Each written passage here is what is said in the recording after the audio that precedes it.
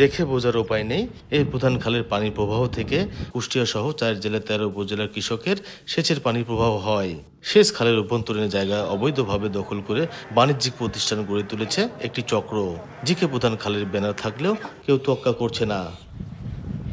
আবার অনেক জায়গায় নতুনভাবে স্থাপনা নির্মাণ করছে প্রভাবশালীরা।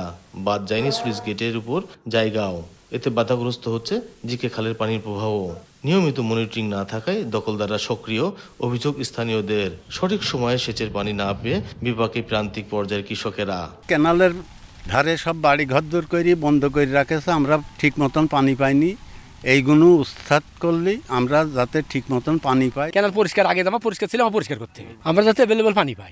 সরকারের কাছে দাবি করলে পরে দাবি জানাচ্ছি যে আমরা আরে ঠিক মতন এটা ক্লিয়ার করে দিক।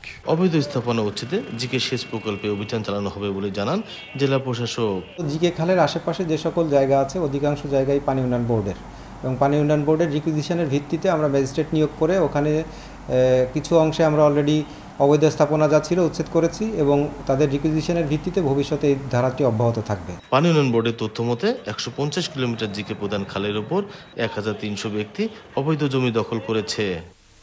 এস এম রাশেদ, সময় সংবাদ, কুষ্টিয়া।